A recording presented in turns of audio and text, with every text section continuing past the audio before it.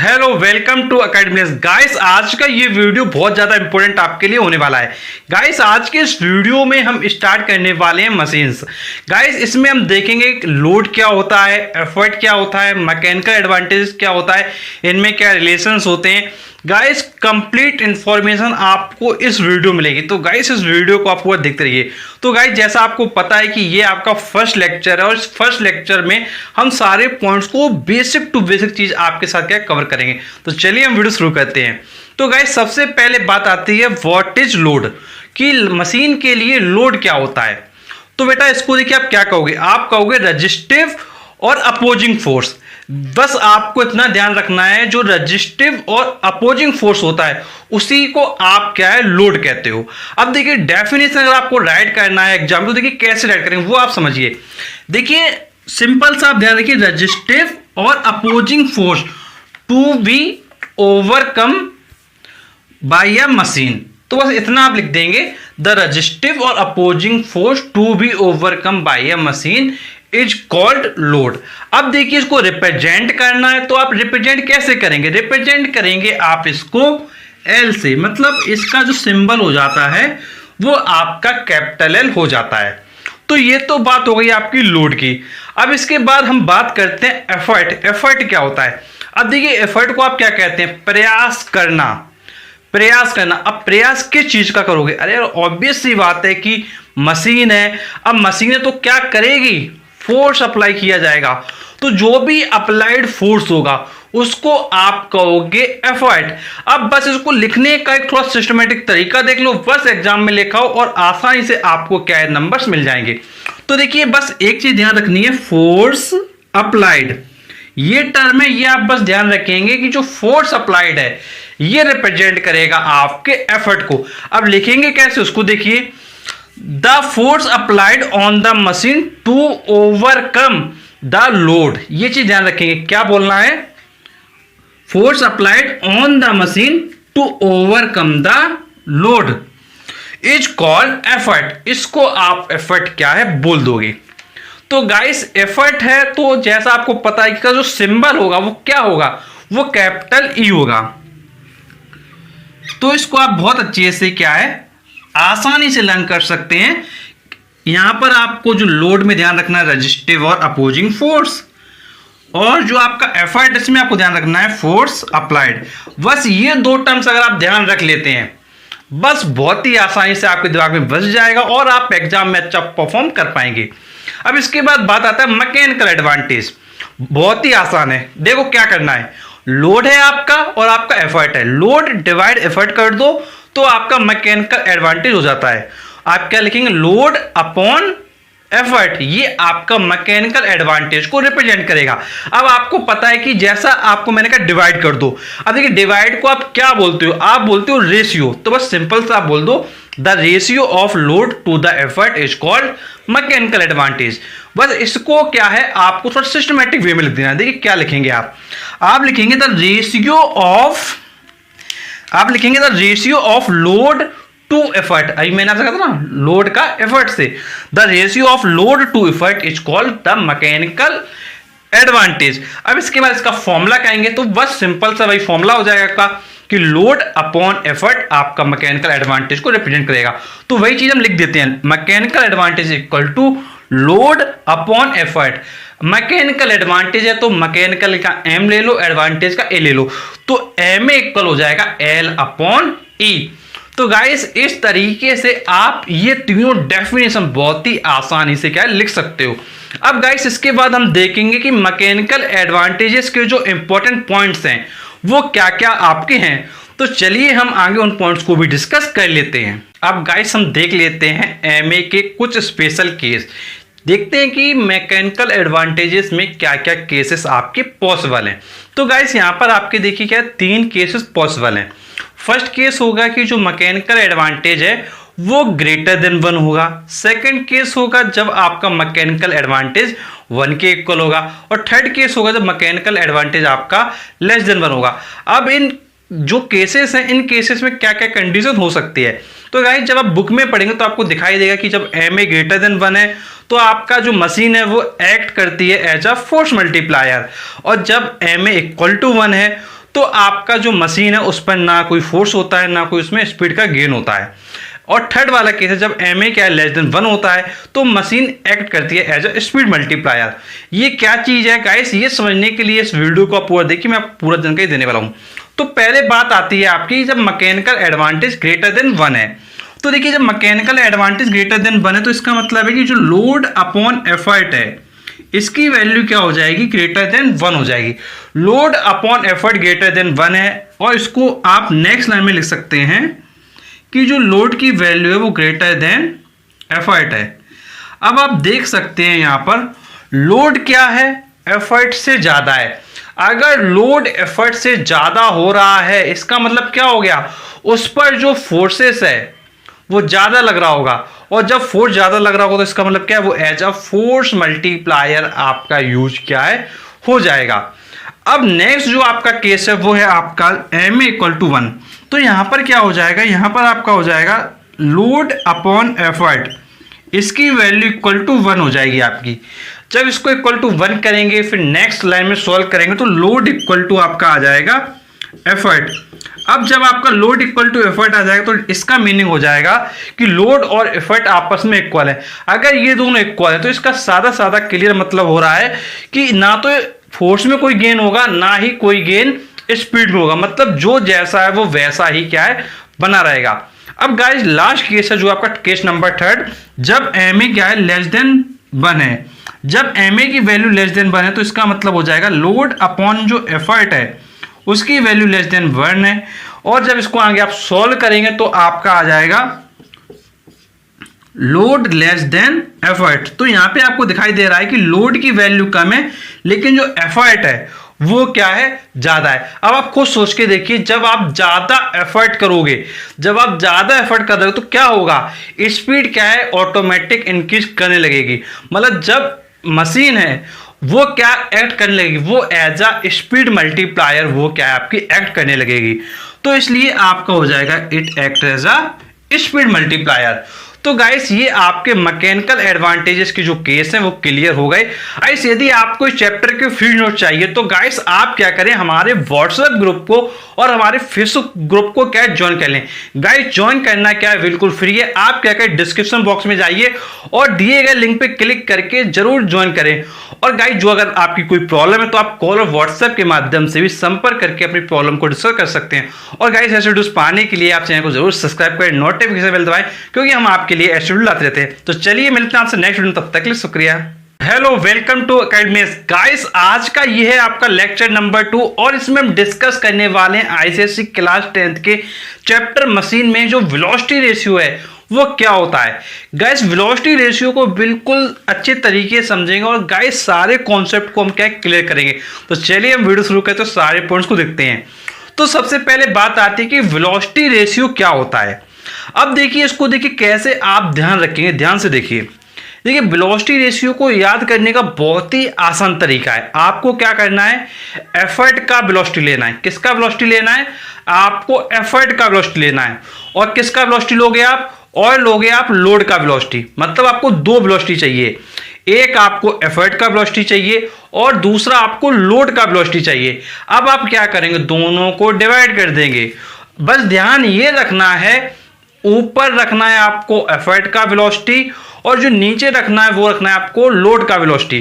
तो आप क्या लिखेंगे, velocity ratio equal velocity of effort upon velocity of load, ये आपको लिखना है। अब गाइस यहां पे आपको देखिए डेफिनेशन कैसे लिखेंगे। आप डेफिनेशन बहुत ही आसान तरीके से लिख सकते हैं। देखिए क्या लिखेंगे आप लिखेंगे velocity ratio can be defined as the ratio of velocity of effort to the velocity of load. फिर नेक्स्ट लाइन में आप लिखोगे velocity ratio can be represented as v dot r dot.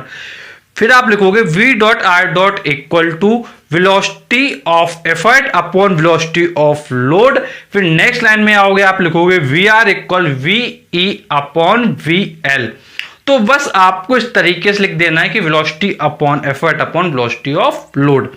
अब देखिए अगर हम कंसीडर कर लें कि जो आपका लोड है और जो आपका एफर्ट है इनके द्वारा कुछ डिस्टेंसेस क्या मूव होते हैं। अब आप सपोज कर लीजिए जो आपका एफर्ट है जो एफर्ट आपका जो डिस्टेंस मूव कराता है वो कराता है डीई, इसको आप सपोज कर लीजिए। और जो आपका लोड है ये आपका जो डिस्टेंस मूव कराता है वो कराता है डीएल। तो एफर्ट सपोज कर लीजिए डीए डिस्टेंस मूव कराता है, लोड आपका डीएल डिस्टेंस मूव कराता है, और ये दोनों ये जो डिस्टेंस मूव कराते हैं ये आपके टाइम टी में मूव क्या है होती है। अगर ये आपके डिस्टेंस टाइम टी में मूव हो रही है तो देखिए क्या होगा। तो आप क्या करें, वेलोसिटी ऑफ एफर्ट निकालें, वेलोसिटी ऑफ लोड निकालें, दोनों को डिवाइड करें तो आपका वी आर आ जाएगा। अब देखिए वेलोसिटी ऑफ एफर्ट क्या होगा, बहुत ही आसान है। अगर आपको वेलोसिटी ऑफ एफर्ट निकालना है तो सिंपल सी बात है, वेलोसिटी क्या होता है, डिस्प्लेसमेंट अपॉन टाइम। तो कितना डिस्टेंस है ये आपका, डीई अपॉन टी, बस आप लिख दीजिए DE upon T. Similarly velocity of load निकालोगे आप, वेलोसिटी ऑफ लोड कैसे निकालोगे, सिंपल सा distance of load upon time. तो ये दोनों आ गया। अब आप इन दोनों वैल्यूज को आप यहां रख दीजिए तो आपका वी आर आ जाएगा। तो वेलोसिटी रेशियो आपका आ जाएगा, आप पहले देखिए दिखाई दे रहा है आपको वीई ऊपर, तो वीई की वैल्यू रखिए पहले। वी की वैल्यू है डीई अपॉन टी, और इसके अपॉन में आपका आ जाएगा डीएल अपॉन टी। ये यहां पे आप वीएल की वैल्यू लिख दीजिए, तो ये आपका आ जाएगा डीएल। इसको मैं रेज कर देता हूं, थोड़ा प्रॉब्लम हो रही है इधर। तो आप लिखेंगे डीएल अपॉन टी। तो देखिए डीएल अपॉन टी आपका क्या है आ जाएगा। ये चीज आपको समझ में बहुत अच्छे से आ गई होगी। अब आप देखेंगे यहां पे ध्यान से, बहुत ध्यान से देखिए, ये जो टी है इस टी से क्या कट जाएगा, तो आपका क्या बचेगा, आपका बचेगा नेक्स्ट लाइन में जो आप आएंगे तो आपका क्या बचेगा, टी से टी कैंसिल हो गया, तो आपका बचा distance of effort upon distance of load. तो बस आप लिख दीजिए velocity ratio equal to distance upon effort upon distance of load. तो ये आपका वी आर आ जाएगा। तो वी आर में आपको दिख रहा है डीई अपॉन डीएल। इसके अकॉर्डिंग आप एक सेकंड डेफिनेशन भी दे सकते हो। क्या लिखोगे आप, देखिए ध्यान से देखिए, आप लिखोगे velocity ratio can be defined as the distance of effort to the distance of load. बस इतना आप लिख दीजिए, ये आपका वेलोसिटी रेशियो हो जाएगा। अब बात आती है कि इसकी यूनिट क्या होती है। तो गाइस यदि हम आपसे बात करें यूनिट की, तो भाई ये क्या है, इसकी जो यूनिट है कोई भी यूनिट नहीं होती है, मतलब इट हैव नो यूनिट। आपको दिख रहा है वेलोसिटी अपॉन वेलोसिटी है तो कट जाएंगी, आपके अंदर डिस्टेंस अपॉन डिस्टेंस है कट जाएगा।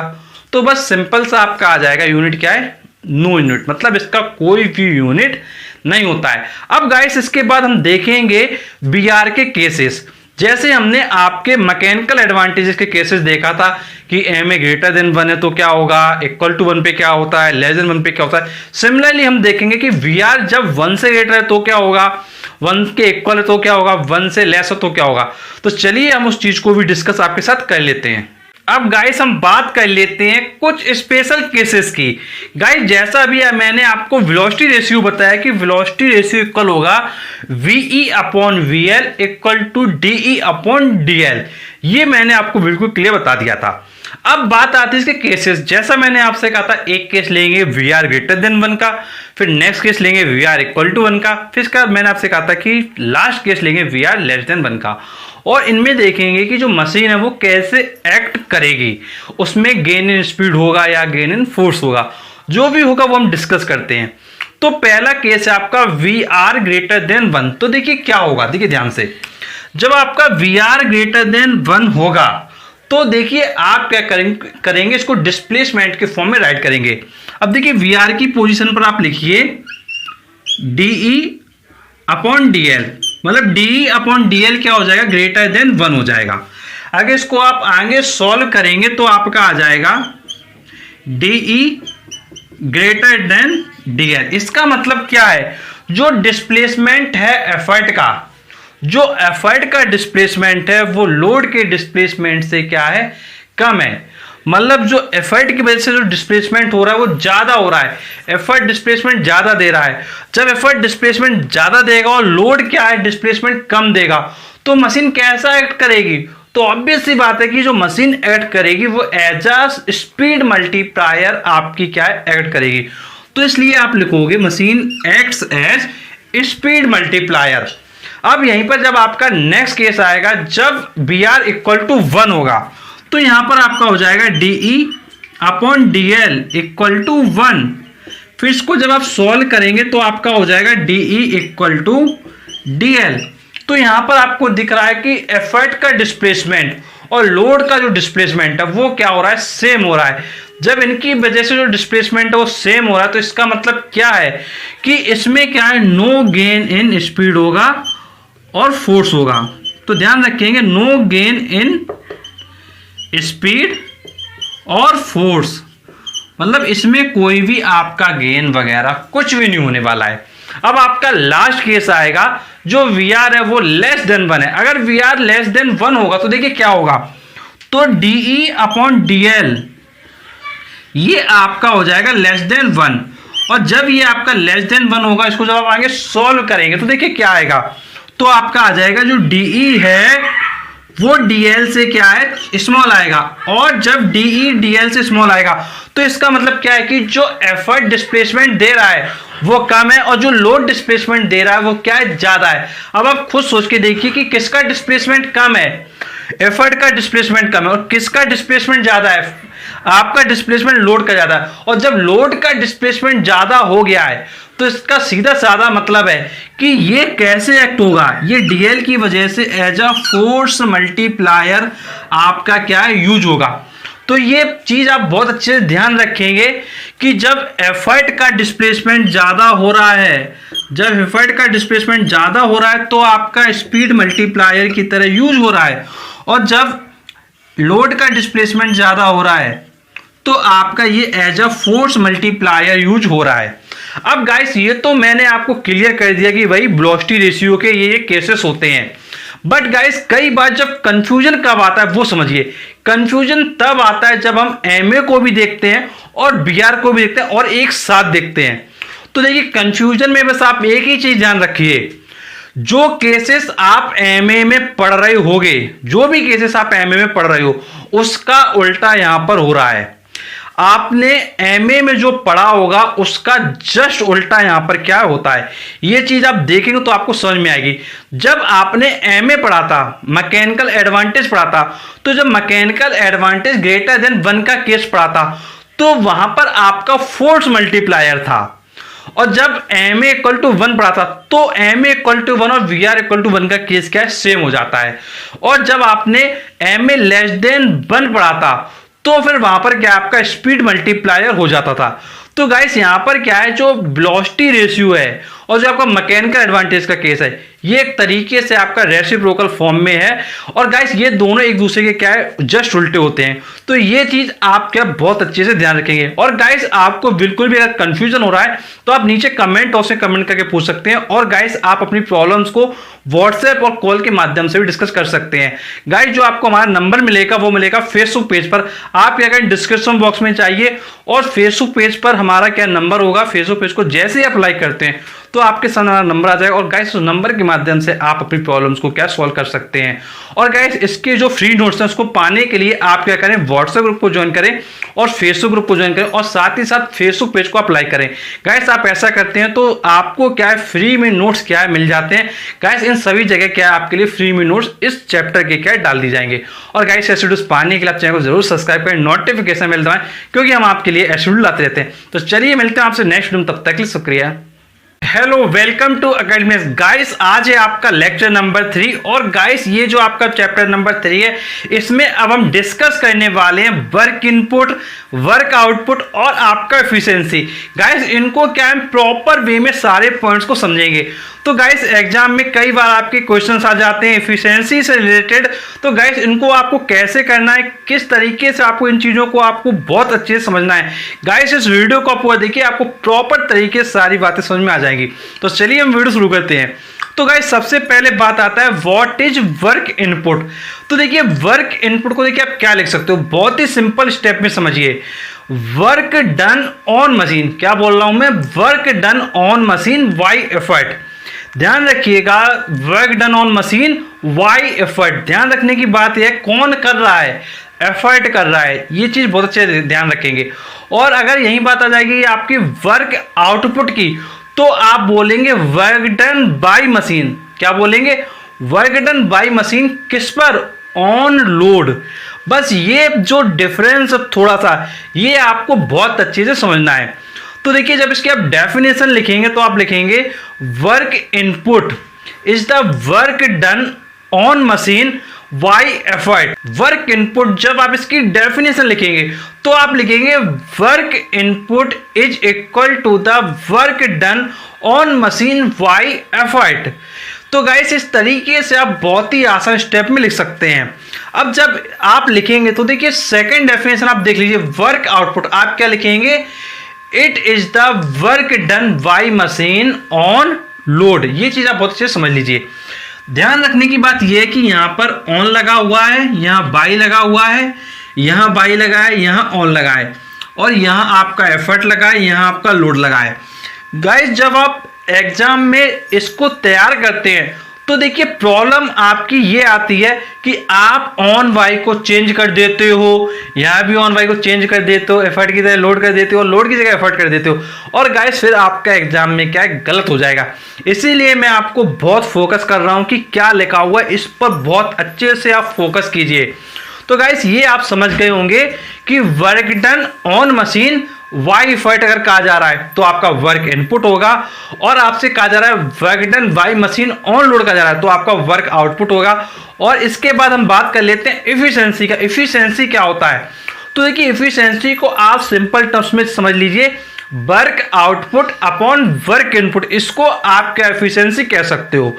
तो देखिए ध्यान देने की सबसे इंपॉर्टेंट बात क्या है, work output upon work input. अब आप इसको लिखेंगे कैसे, अभी मैंने आपको बताया था जो डिवाइड होता है उसको आप कहते हो रेशियो। तो आप लिखोगे efficiency of a machine, efficiency of a machine is the ratio of work output to the work input. तो बस इसको आप लिख देंगे, फिर आप नेक्स्ट लाइन लिखेंगे efficiency equal to work output upon work input, फिर नेक्स्ट लाइन में लिखेंगे efficiency is represented by eta, और ईटा ये इसका सिंबल है, और आप लिखेंगे नेक्स्ट लाइन में eta equal to W output upon W input. और इस तरीके से ये एफिशिएंसी आपका क्या है, कंप्लीट हो जाएगा। अब इसको हम देखिए क्या करेंगे, अब इसको हम परसेंटेज में राइट करेंगे। तो देखिए परसेंटेज में कैसे राइट करेंगे, परसेंटेज में राइट करने के लिए आप क्या लिखेंगे, efficiency in percentage equal to work output upon work input into क्या कर देंगे आप, इनटू 100 कर देंगे। तो ये जो आपकी इफिशिएंसी आ जाएगी वो परसेंटेज में आ जाएगी। तो ये चीज आपको बहुत अच्छे से समझना है। अब गाइस इसके बाद बात आती है कि इसका यूनिट क्या होता है। तो भाई इसका कोई भी यूनिट नहीं होता है, मतलब ये जो क्वांटिटी है वो क्या है, यूनिटलेस है। बिकॉज आपको दिख रहा है work output upon work input, दोनों क्या है, वर्क है, और वर्क का यूनिट क्या है, आपस में कैंसिल हो जाएगा और इसकी कोई भी यूनिट नहीं आएगी। मतलब ये क्या है, डायमेंशन लेस क्वांटिटी है। तो गाइस ये आपको काफी अच्छे समझ में आया होगा कि वर्क इनपुट क्या है, वर्क आउटपुट क्या है, एफिशिएंसी क्या है। और गाइस यदि कोई आपको प्रॉब्लम है तो नीचे आप कमेंट बॉक्स में कमेंट करके पूछ सकते हैं। और गाइस ऐसे वीडियोस पाने के लिए आप हमारे चैनल जरूर सब्सक्राइब करें, नोटिफिकेशन बेल दबाएं, क्योंकि हम आपके लिए ऐसे वीडियो लाते रहते हैं। तो चलिए मिलते हैं आपसे नेक्स्ट वीडियो, तब तक के लिए शुक्रिया। Hello, welcome to academies. Guys आज है आपका लेक्चर नंबर 4, और गाइस इस लेक्चर में हम डिस्कस करने वाले हैं प्रिंसिपल ऑफ अ मशीन।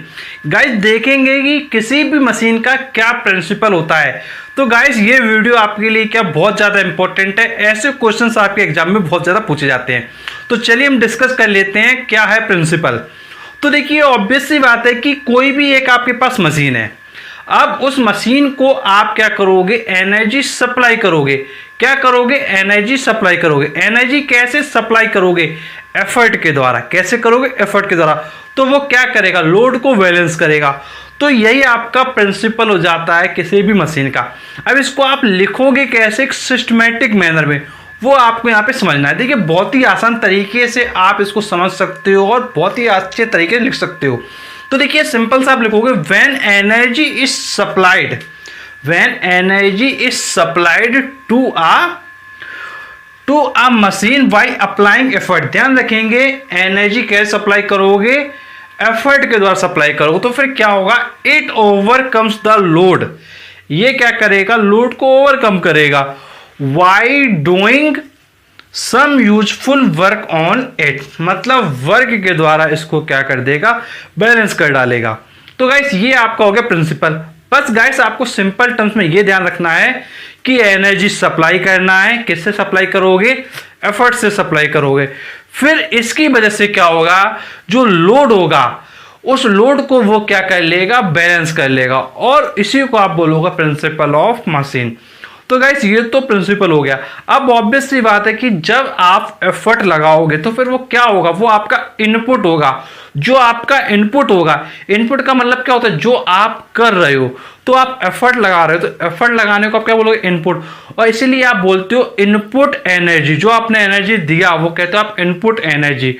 तो सिंपल टर्म्स में फिर आप राइट करोगे इनपुट एनर्जी क्या होगा, बहुत ही आसान स्टेप में लिखिए, input energy equal to work done at the effort point. क्या लिखेंगे, work done at the effort point. ये चीज आप बहुत अच्छे से देखिए, work done at the effort point. Similarly output energy कहोगे तो आप कहोगे work obtained at load point. ये चीज आपको बहुत अच्छे ध्यान रखनी है, यहां आपका लोड पॉइंट है और यहां आपका एफर्ट पॉइंट है। ध्यान रखना अगर बात इनपुट की जाएगी तो आपका एफर्ट पॉइंट आएगा, और बात आपकी आउटपुट की जाएगी तो आपका क्या लोड पॉइंट आएगा। अब बहुत आसानी से आप इन एनर्जी को क्या फाइंड कर सकते हैं। देखिए बहुत ही आसान है। अगर आपको वर्क डन निकालना तो आप क्या करोगे, एफर्ट इनटू डिस्प्लेसमेंट। सेम काम यहां पे करोगे, क्या करोगे, लोड इनटू डिस्प्लेसमेंट। अब बस सिंपल सा आपको लिख देना है सिंपल वर्ड्स में, effort into displacement of the point of application of effort. Similarly यहां लिख दीजिए load into displacement of the point of application of load. बस ध्यान ये रखना है यहां पर एफर्ट है तो इसलिए जो पॉइंट ऑफ एप्लीकेशन है वो भी किसका होगा, एफर्ट का होगा। यहां पर लोड है तो जो पॉइंट ऑफ एप्लीकेशन होगा वो किसका होगा, लोड का होगा। बस ये आपका इनपुट एनर्जी हो जाता है, आउटपुट एनर्जी हो जाता है। अब गाइस अगर आपका एक एक्चुअल मशीन होगा तो ये दोनों वैल्यूज आपके कभी भी इक्वल नहीं हो सकते, लेकिन आइडियल मशीन होगा तो फिर ये दोनों वैल्यूज आपके क्या हो जाएंगे, इक्वल हो जाएंगे। तो आप लास्ट में लिख सकते हैं for an ideal machine input energy equal to the output energy. Guys यहां पर ये प्रिंसिपल आपका क्या है, कंप्लीट हो जाता है। गाइस अगले वीडियोस पाने के लिए आप हमारे चैनल जरूर सब्सक्राइब कर लीजिए, नोटिफिकेशन बेल दबा दीजिए, क्योंकि हम आपके लिए ऐसे वीडियो लाते रहते हैं। और गाइस वीडियो एंड करने से पहले एक बात मैं आपको बताना चाहूंगा, यदि आपको चैप्टर के नोट चाहिए तो गाइस हम आपको जो नोट्स हैं वो व्हाट्सएप ग्रुप में, फेसबुक ग्रुप में और इसके अलावा फेसबुक पेज पर प्रोवाइड करते हैं। तो आप डिस्क्रिप्शन बॉक्स में जाइए, सभी लिंक को क्या है क्लिक करके आप ज्वाइन कर लीजिए। और गाइस मैं आपको बताना चाहूंगा यदि कोई आपकी प्रॉब्लम जो आप डिस्कस करना चाहते हैं तो गाइस आप कॉल और व्हाट्सएप के माध्यम से भी संपर्क कर सकते हैं। गाइस जो हमारा नंबर है वो आपको मिलेगा फेसबुक पेज पर। तो गाइस फेसबुक पेज तक पहुंचने के लिए आप डिस्क्रिप्शन बॉक्स में जाइए, पेज को जैसे आप लाइक करते हैं तो आपके सामने हमारा नंबर अपीयर हो जाता है। तो गाइस उसके माध्यम से आप हमारे साथ कॉन्टेक्ट कर सकते हैं। तो चलिए गाइस मिलते हैं आपसे नेक्स्ट वीडियो में, तब तक के लिए शुक्रिया। Hello welcome to academics. Guys आज है आपका लेक्चर नंबर 5 और गाइस इस वीडियो में डिस्कस करने वाले हैं ideal machine and actual machine. Guys ideal machine और एक्चुअल मशीन में क्या डिफरेंसेस होते हैं, क्या इनका मीनिंग होता है, गाइस इस वीडियो में कंप्लीटली हम डिस्कस करेंगे। तो गाइस इस वीडियो को आप पूरा एंड तक देखते रहिए। तो गाइस सबसे पहले बात आती है व्हाट इज आइडियल मशीन। तो बहुत ही सिंपल स्टेप में मैं आपको समझाने वाला हूं, तो आप इसको क्या बहुत अच्छे से समझ लीजिए। तो गाइस पहले आप एक बात ये समझ लीजिए कि पहले आपको क्या है डेफिनेशन लिखना होगा और उसके बाद आपको क्या है अदर डेटा क्या है देना होगा। ये चीज आप बहुत अच्छे से ध्यान रखेंगे। अब देखिए इनको आप कैसे राइट करेंगे एग्जाम में वो समझिए बहुत अच्छे से। तो देखिए सबसे पहले बात आती है डेफिनेशन की। तो आप सिंपल वर्ड्स में लिखिए ideal machine is a machine in which there is no loss of energy। ध्यान से सुन लीजिए, ideal machine is a machine in which there is no loss of energy. ये चीज आप लिखेंगे। फिर इसके आगे आप लिखेंगे it means the output work is equal to the input work, so you can write also therefore the efficiency of the machine will be 100%। तो सिंपल वर्ड्स में आप 3 पॉइंट में इसका आंसर लिखेंगे, बहुत अच्छे समझ लीजिए। पहला पॉइंट है कि इसमें कोई भी एनर्जी का लॉस नहीं होगा, ध्यान रखिएगा, नो लॉस ऑफ एनर्जी, मतलब कोई भी एनर्जी का लॉस नहीं होने वाला है। फिर सेकंड पॉइंट में आप समझ लीजिए कि जब एनर्जी का लॉस नहीं होगा तो जो भी हमारा वर्क आउटपुट होगा वो वर्क इनपुट के क्या होगा, इक्वल होगा। तो ये चीज आपकी फॉलो कर जाएगी। अगर वर्क आउटपुट और वर्क इनपुट क्या है, सेम है, तो जब आप इफिशिएंसी का फॉर्मूला लगाएंगे परसेंटेज वाला, तो देखिए आप क्या लिखेंगे, आप लिखेंगे work output upon work input into 100। अब ये दोनों सेम है तो कट जाएगा, और जब कट जाएगा तो क्या बचा, केवल आपका 100 बचा।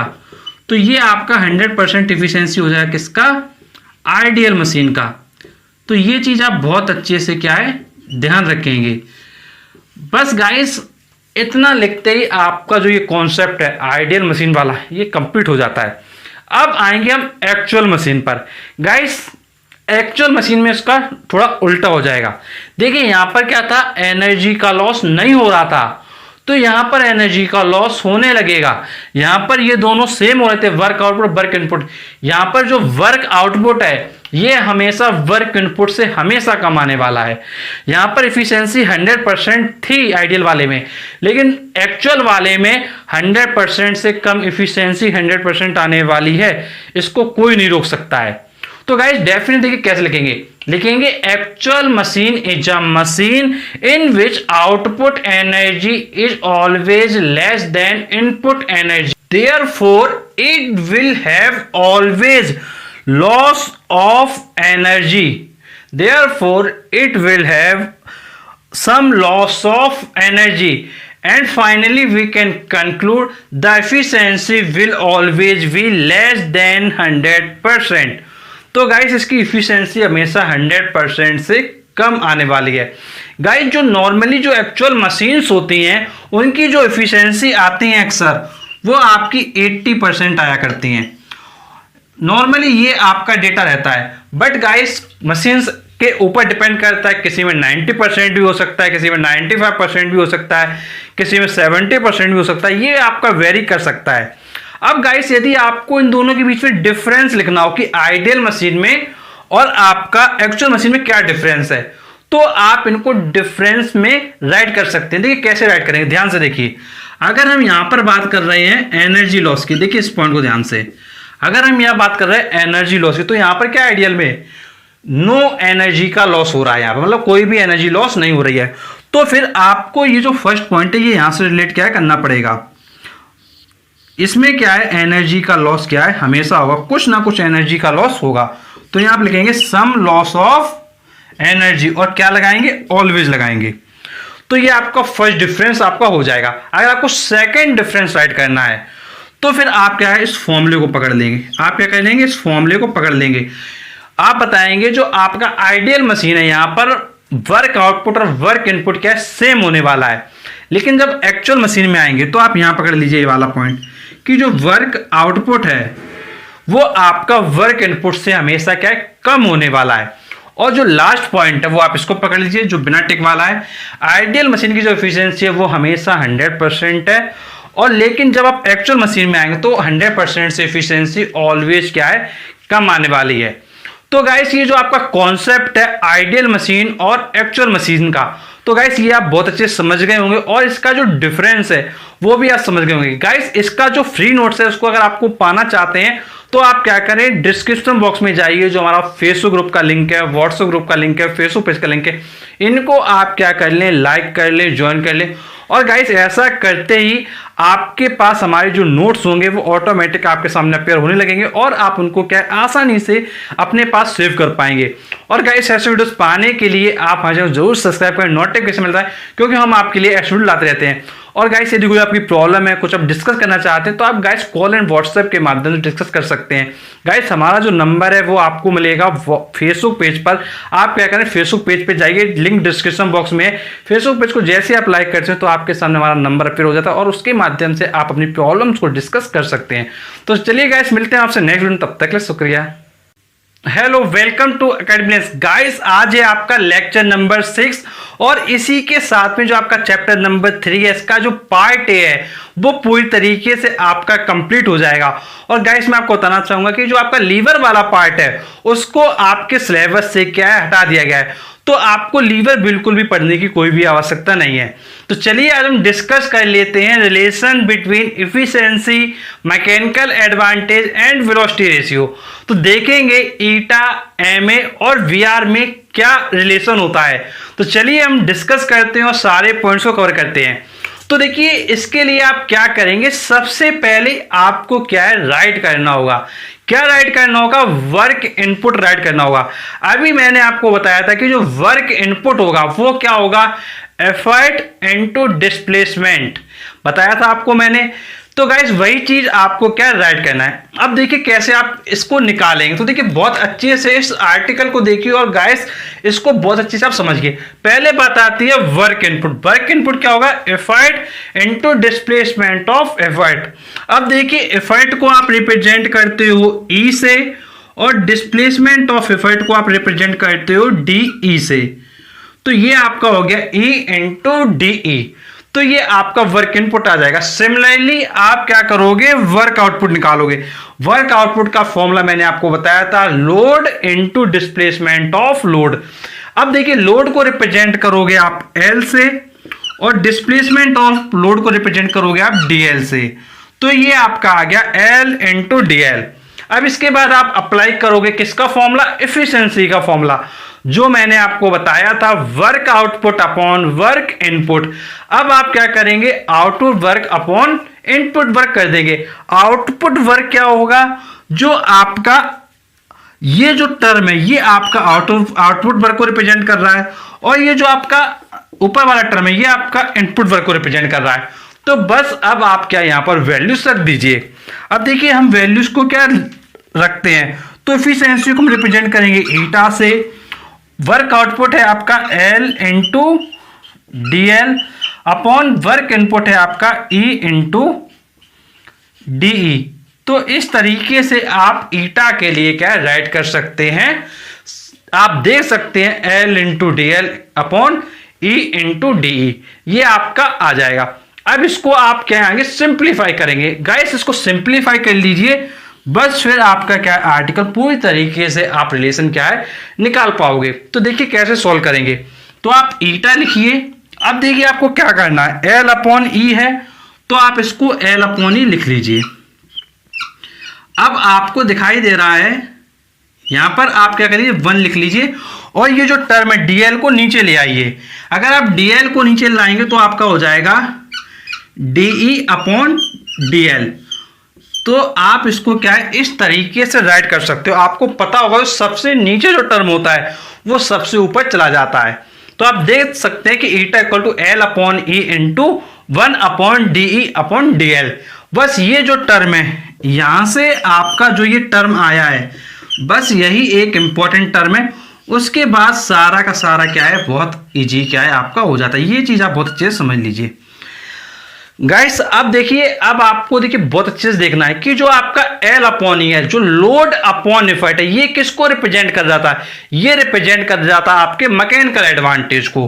तो आपको पता होगा जो एमए होता है वो आपका होता है लोड अपॉन एफर्ट और जो आपका वीआर होता है, वीआर आपका होता है डीई अपॉन डीएल। अब ये आपको मैंने प्रीवियस वीडियोस में बताया था, ये चीजें आपको पता होनी चाहिए। अब ये चीज हम यहां पर यूज करेंगे। अब देखिए आप क्या करिए, ईटा लिखिए इक्वल टू एल अपॉन ई की वैल्यू क्या लिखेंगे, एम ए लिखेंगे।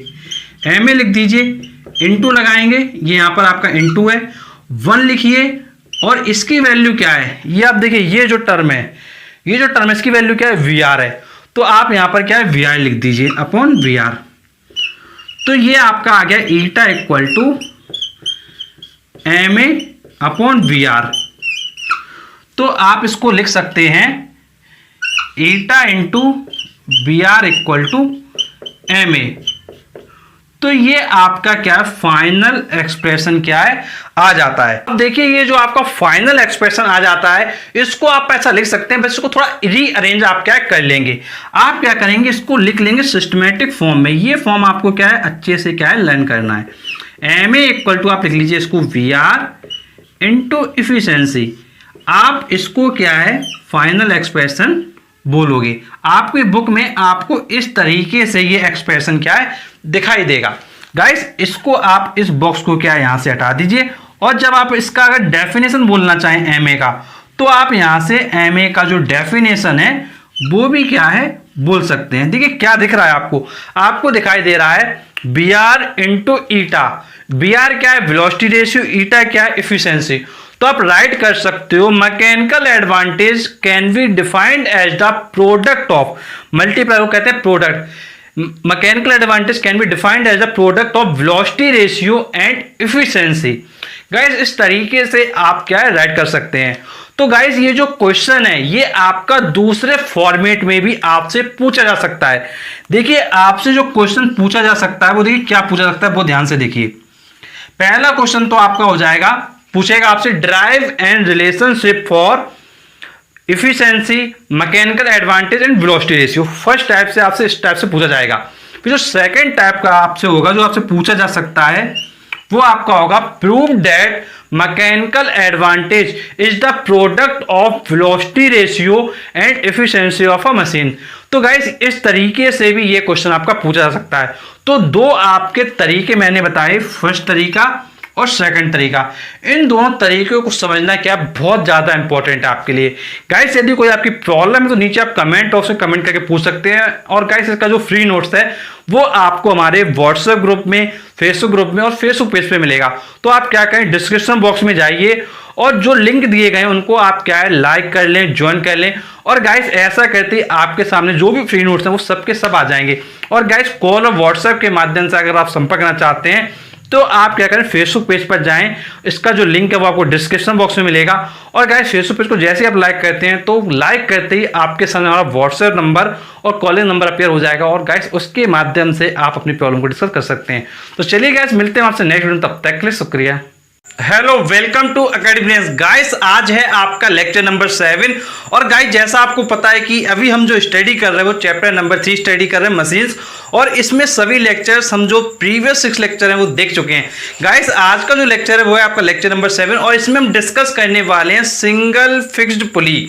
गाइस इसमें हम पूरे तरीके डिस्कस करेंगे, पहले कि सिंगल फिक्स्ड पुली क्या होता है, उसके बाद देखेंगे कि एमए क्या है, वीआर क्या है, ईटा क्या है फॉर सिंगल फिक्स्ड पुली। तो ये जो केसेस होते हैं वो सब कुछ हम इस वीडियो में डिस्कस करने वाले हैं। तो इस वीडियो के साथ आप एंडिंग तक बनेंगे। तो चलिए हम वीडियो शुरू करते हैं। तो पहले बात आती है सिंगल फिक्स्ड पुली क्या होता है। तो देखिए ऑब्वियस सी बात है कि लिखा हुआ है फिक्स्ड। फिक्स्ड का मतलब देखिए क्या होगा, फिक्स्ड का मतलब होगा कि जो इसका एक्सेस ऑफ रोटेशन होगा वो क्या कर दिया जाएगा, फिक्स कर दिया जाएगा। मतलब एक पुली जिसका जो एक्सेस ऑफ रोटेशन है उसको क्या कर देंगे हम लोग, फिक्स कर देंगे। बस उसी तरीके से आप क्या सिंपल टर्म्स में डेफिनेशन लिख देंगे। तो देखिए आप डेफिनेशन देख लीजिए, अ पुली विच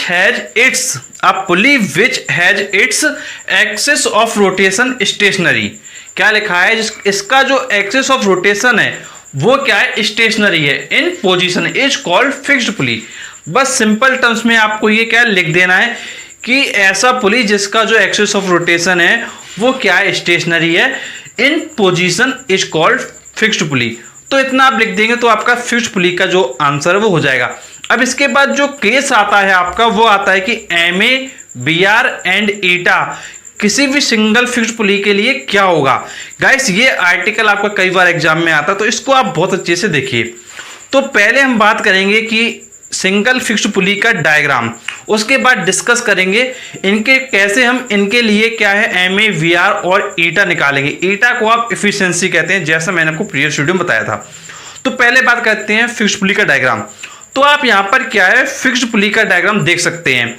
अब देखिए इसमें आपको मैं बता देता हूँ, जैसे ये आपकी क्या है रिगिड सपोर्ट है, मतलब इस पर क्या है पुली को क्या कर देंगे हम फिक्स कर देंगे। आप ये देखिए कि ये यहाँ पर आया हुआ है और ये आपकी क्या पुली है। अब ये जो आपकी पुली है, ये जो पुली आपकी बनाई गई है, अब ये क्या कर दी गई है फिक्स कर दी गई है। अब जब ये पुली आपकी जो है फिक्स कर दी गई है तो फिर इस पर क्या होगा, ऑब्वियस सी बात है कि इस पर आप क्या लगा रहे होगे, एक लोड लगा रहे होगे और एक क्या लग रहा होगा, इस पर एफर्ट लग रहा होगा। अब देखिए सोच के देखिए, एक पुली है, जैसे सपोज कर लेते हैं, जैसे ये पुली ले लेते हैं, एक्चुअली होना तो सर्किल टाइप में चाहिए था। जैसे सपोज कर लीजिए ये पुली है, अब यहाँ से क्या होगा, यहाँ से एक रोप इधर से जाएगा और यही रोप इधर से जाएगा। तो देखिए वही चीज़ आप यहाँ देख सकते हैं, यहाँ पर ये जो स्ट्रिंग है ये देखिए इस तरीके से ये गया हुआ है, ये आपकी क्या है स्ट्रिंग है। इसको आप बहुत अच्छे से देखिए कि ये आपकी क्या है स्ट्रिंग है, ये स्ट्रिंग आपकी इस तरीके से गई हुई है। अब स्ट्रिंग पर क्या लग रहा होगा, स्ट्रिंग पर आपने एक लोड रखा होगा, ये लोड है। अब लोड हमेशा क्या होता है, लोड का जो डायरेक्शन होता है वो होता है हमेशा डाउनवर्ड डायरेक्शन, मतलब नीचे की तरफ हमेशा लोड क्या है एक्ट करता है। तो देखिए इसलिए एरो क्या डाउनवर्ड बनाया गया है और लिखा गया है लोड कैपिटल एल।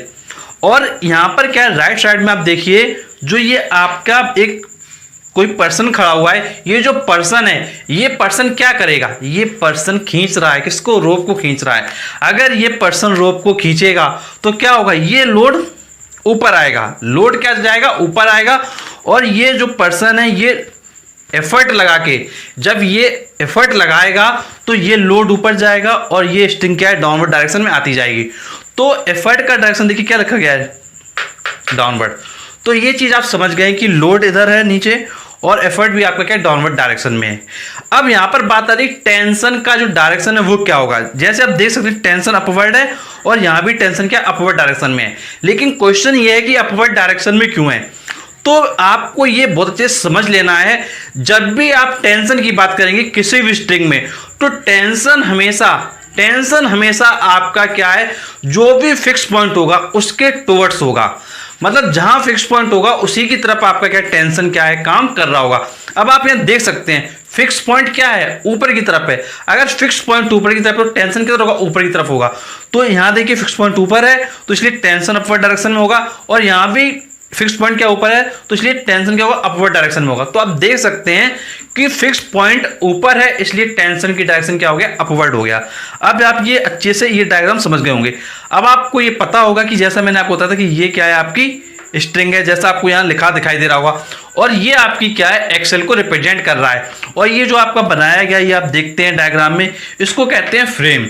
तो गाइस ये आपका जो डायग्राम है पूरी तरीके से क्लियर है। अगर गाइस आपको ये डायग्राम क्लियर है तो आप बहुत ही आसानी से एमए निकाल सकते हैं, वीआर निकाल सकते हैं एंड एफिशिएंसी निकाल सकते हैं। आपको निकालने में बिल्कुल भी प्रॉब्लम नहीं होगी। तो चलिए हम निकालते हैं कि एमए कैसे निकालेंगे। तो देखिए एमए निकालने से पहले कुछ चीज आप इस डायग्राम में देखिए। अगर आप इस डायग्राम को बहुत अच्छे से देखें तो आपको क्या दिख रहा है, टी का डायरेक्शन अपवर्ड है, एल का डायरेक्शन डाउनवर्ड है। तो ये आप देख सकते हैं ये एक दूसरे के क्या है अपोजिट है। अगर ये दोनों एक दूसरे के अपोजिट है तो इसका मतलब क्या है, ये क्या है आपस में बैलेंस हो जाएंगे। अगर ये आपस में बैलेंस होंगे तो फिर क्या होगा, जो एल है और जो टी है वो आपस में क्या हो जाएंगे, इक्वल हो जाएंगे। ये पॉइंट आपको बहुत अच्छे से ध्यान रखना है। सिमिलरली आप यहां पर देखिए एफर्ट क्या है डाउनवर्ड डायरेक्शन में और टेंशन क्या अपवर्ड डायरेक्शन में, और ये क्या है अपोजिट डायरेक्शन में, और ये आपस में क्या बैलेंस हो रहे हैं। तो इसका मतलब क्या है, इसका मतलब है कि जो एफर्ट है उसकी वैल्यू टेंशन के क्या हो जाएगी, इक्वल होगी। तो ये आप ध्यान रखेंगे एल की वैल्यू टी के इक्वल होगी और ई की वैल्यू भी टी के इक्वल होगी। अब हम आ जाते हैं एमए कैसे निकालेंगे। तो देखिए अगर हम एमए की आपसे बात करें तो जो एमए का फॉर्मूला होता है आपका वो होता है आपका लोड अपॉन एफर्ट। अब लोड की वैल्यू आपने टी निकाला हुआ है उधर और एफर्ट का वैल्यू भी आपने टी निकाला हुआ है, तो एमए हो जाएगा आपका टी अपॉन टी, टी से टी आपका कैंसिल हो जाएगा। तो एमए आपका जो आ जाएगा वो आ जाएगा 1। और गाइस आपको पता होगा कि एमए को कहते हैं आप मैकेनिकल एडवांटेज। तो आपका ये एमए बहुत ही आसान स्टेप में आपका आ जाता है। अब इसके बाद हम करते हैं वेलोसिटी रेशियो का। वेलोसिटी रेशियो कैसे निकालते हैं, तो देखिए वेलोसिटी रेशियो का मैंने आपको फॉर्मूला बताया था। कि जो डिस्टेंस होता है एफर्ट का, अपॉन जो डिस्टेंस होता है लोड का, उन दोनों का जो रेशियो होता है वो आपका वेलोसिटी रेशियो वीआर को क्या करता है, रिप्रेजेंट करता है। अब आपको देखिए क्या देखना है, एफर्ट का डिस्टेंस देखना है, लोड का डिस्टेंस देखना है। अब देखिए कैसे डिस्टेंस हम देखेंगे। अब देखिए आप इस डायग्राम को बहुत अच्छे से देखिए, आप खुद सोच के देखिए, अगर आप ये पर्सन हो, अगर आप यहां पर खड़े हो तो आप क्या कर रहे हो, स्ट्रिंग को खींच रहे हो, स्ट्रिंग को खींच रहे हो। आप खुद सोच के देखिए आप क्या कर रहे हो, स्ट्रिंग को खींच रहे हो, मतलब आप इस पर एफर्ट लगा रहे हो। अगर आप इस स्ट्रिंग को खींच रहे हो तो इसका मतलब क्या है कि ये स्ट्रिंग उतना ही नीचे आएगी जितना ये लोड किया जाएगा, ऊपर जाएगा। खुद सोच के देखिए, अगर आप इसको ऐसे खींचेंगे, इसको खींचेंगे तो ये चीज ऊपर जाएगी, तो जब ये चीज ऊपर जाएगी ये नीचे आएगी, तो फिर इसका मतलब क्या है कि जितना आप एफर्ट लगाएंगे उसमें जितना डिस्टेंस इधर मूव होगा उतना ही डिस्टेंस ये क्या जाएगा, ऊपर जाएगा। इसका मतलब क्या हो रहा है, इसका मतलब हो रहा है कि जो डिस्टेंस आपका एफर्ट की वजह से नीचे आएगा उतना ही डिस्टेंस लोड की वजह से ऊपर जाएगा। मतलब दोनों का जो डिस्टेंस वो क्या होगा, सेम होगा। अगर हम दोनों का डिस्टेंस अगर डी ले लें, जब आपको पता दोनों का डिस्टेंस सेम हो तो हम डिस्टेंस क्या लेते हैं, डी ले लेते हैं, तो एफर्ट का डिस्टेंस डी हो जाएगा, लोड का डिस्टेंस डी हो जाएगा। तो इसके अकॉर्डिंग जो आपका वी आर आ जाएगा डी अपॉन डी और इक्वल टू आपका आ जाएगा ये 1, क्योंकि डी से डी क्या हो जाएगा, आपका कैंसिल हो जाएगा। ये आपको बहुत अच्छे समझ में आ गया होगा गाइस। आपका एम ए आ गया, वी आर आ गया। अब इसके बाद हम बात कर लेते हैं इफिशिएंसी ईटा की, कि ईटा आप कैसे फाइंड करेंगे। तो देखिए ईटा का जो फॉर्मूला था वो भी आपको बताया गया था। ईटा का फॉर्मूला होगा M A upon V R, mechanical advantage upon velocity ratio. ये आपको मैंने प्रीवियस क्लासेस में बताया हुआ था। अब देखिए एम ए की वैल्यू अभी आपने निकाला 1, वेलोसिटी रेशियो का भी वैल्यू अभी आपने 1 निकाला, 1 से 1 डिवाइड करेंगे तो आपका क्या आ जाएगा, 1 आ जाएगा। मतलब ईटा की वैल्यू क्या आ गई, 1 आ गई। अगर इफिशिएंसी की वैल्यू 1 है, अगर हम इसको परसेंटेज में फाइंड करें तो आपको पता होगी परसेंटेज में निकालने के लिए इंटू 100 करना पड़ता है। अगर आप इसको इंटू 100 करेंगे तो इफिशिएंसी क्या आ जाएगी आपकी, 100% आ जाएगी। मतलब सिंगल फिक्स्ड पुली के केस में एम ए 1 है, बी आर 1 है और जो इफिशिएंसी है आपकी वो 100% है। तो गाइस ये जो आर्टिकल है आपको बहुत अच्छे से समझ में आया होगा। यदि कोई आपको प्रॉब्लम है, कुछ आपको पूछना है तो आप नीचे कमेंट बॉक्स में कमेंट करके पूछ सकते हैं, या आप व्हाट्सएप और कॉल के माध्यम से भी संपर्क कर सकते हैं। गाइस जो हमारा व्हाट्सएप और कॉल का नंबर है वो आपको मिलेगा हमारे फेसबुक पेज पर। तो गाइस जैसे ही आप डिस्क्रिप्शन बॉक्स में जाएंगे तो आपको लिंक दिखाई देगा फेसबुक पेज का। फेसबुक पेज को आप जैसे ही लाइक करते हैं तो लाइक करते ही आपके सामने हमारा नंबर आ जाएगा और उस नंबर के माध्यम से आप संपर्क कर सकते हैं। और गाइस इसका जो फ्री नोट्स है वो आपको बहुत ही आसानी से मिल जाएगा, व्हाट्सएप ग्रुप में मिल जाएगा, फेसबुक पेज पे मिल जाएगा।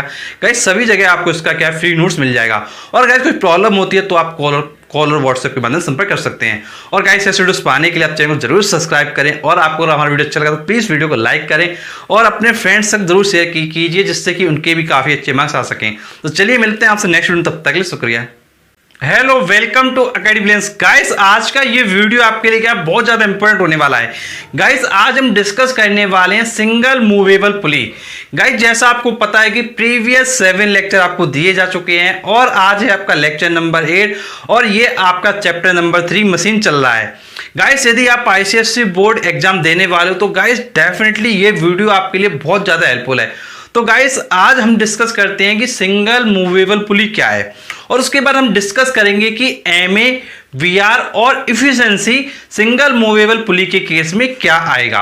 तो गाइस इस वीडियो के एंडिंग तक आप बने रहिए, मैं आपके साथ पूरा का पूरा टॉपिक डिस्कस करने वाला हूं और आपको बहुत ही अच्छी तरीके से समझा दूंगा। तो चलिए हम वीडियो शुरू करें तो सारे पॉइंट को समझते हैं।